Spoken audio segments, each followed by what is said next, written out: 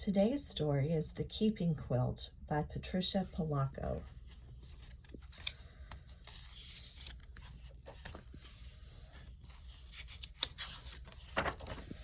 When my great-grandma Anna came to America, she wore the same thick overcoat and big boots she had worn for farm work, but her family weren't dirt farmers anymore.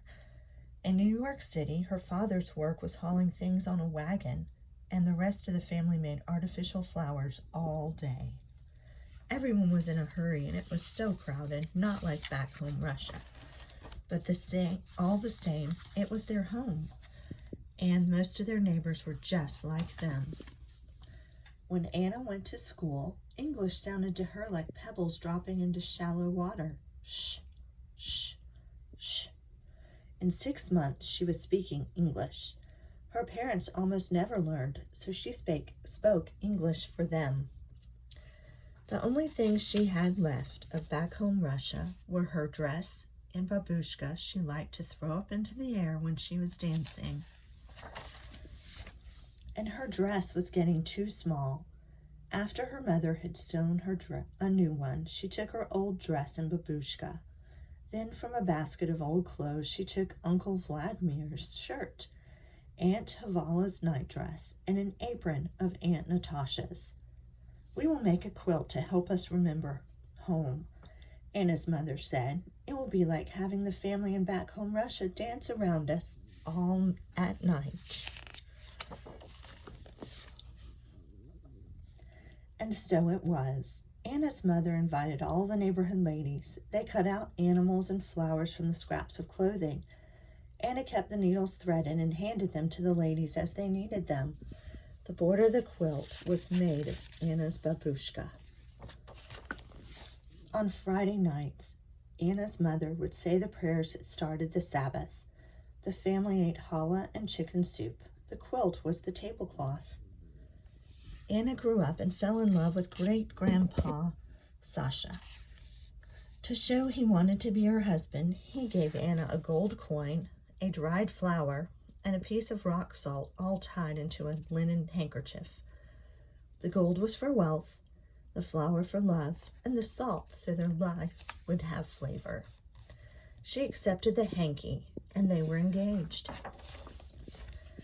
Under the wedding chuppah, Anna and Sasha promised each other love and understanding. After the wedding, the men and women celebrated separately.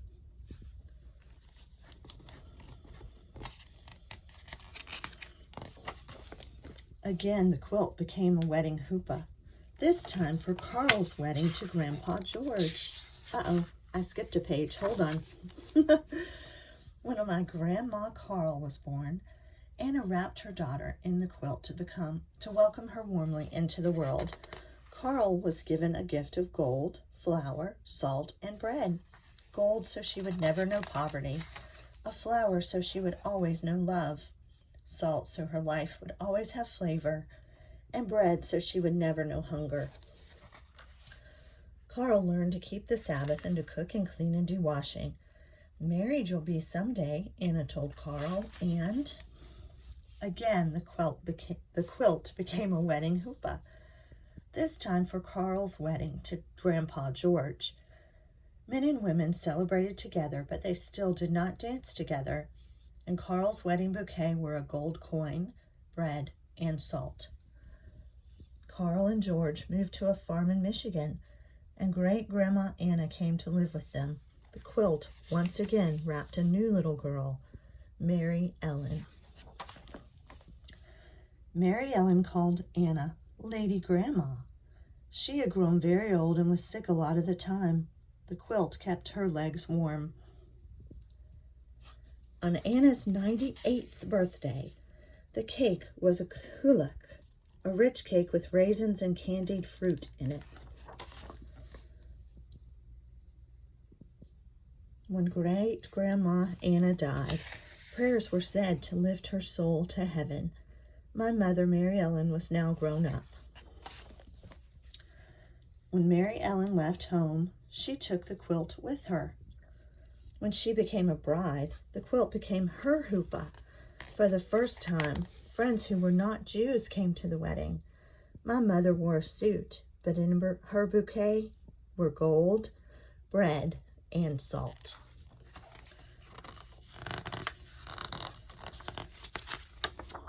The quilt welcomed me, Patricia, into the world, and it was the tablecloth for my first birthday.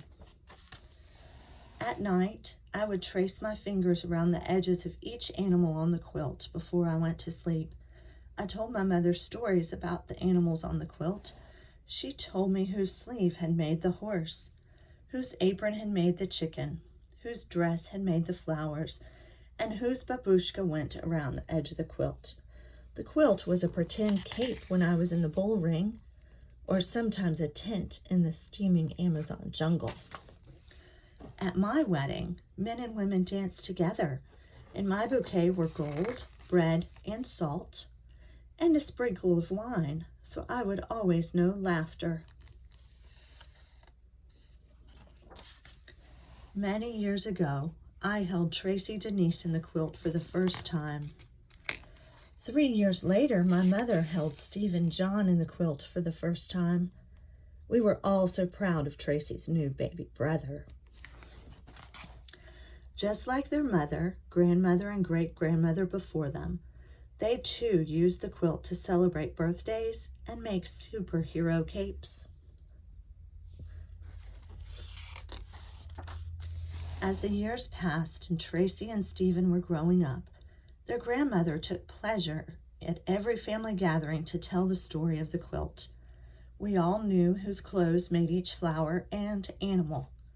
My mother was lucky enough to show the wonder of this quilt to my brother's grandchildren, her great-grandchildren. When my mother died, prayers were said to lift her soul to heaven. Tracy and Stephen were now all grown up and getting ready to start their own lives.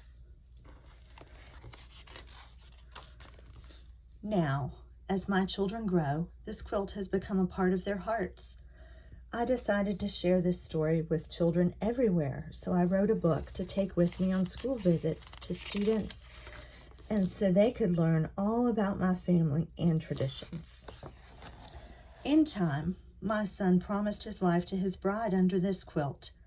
I gave them both bread, so they would never know hunger, salt, so that their lives would always have flavor, flowers, so they would know love, and finally a coin, so they would never be poor of spirit.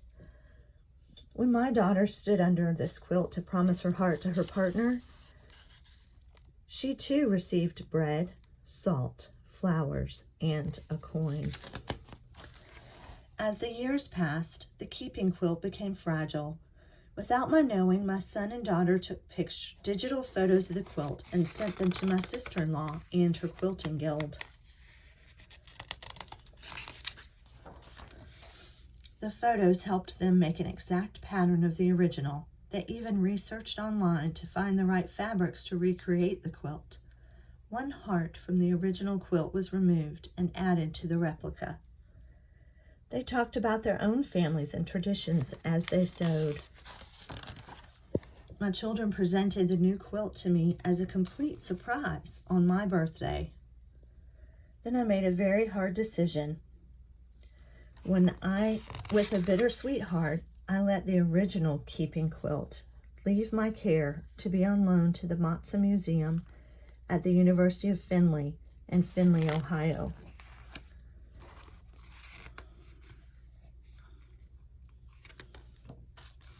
It warms my heart to know that so many people will see the Keeping Quilt on display. Hopefully it will stir the beauty of memory and the richness of family in their souls, and they will take these feelings away with them. They will create legacies of their own. Now I take the new quilt to visit schools. Many hopeful brides and grooms have stood under it on their wedding day. It has covered many a table for special banquets. Children have run around, using it as a cape in the backyard. It has covered the coffins of those in our family whom we have loved and mourn. But best of all, this quilt has wrapped the most precious gifts of all, new lives. Dear ones, for a quarter of a century now, this book has been a part of my life as well as yours. It has been a heartfelt pleasure to chronicle the journey of this quilt from its creation at the turn of the century to the present day. It is gratifying that I've been able to witness personally the impact of this story on all of you. I'm honored that you have given this book to loved ones to punctuate their own family milestones and perhaps to inspire new traditions. Thank you all for being a part of this treasured celebration of kindred, family, and profound memory. Patricia Polacco.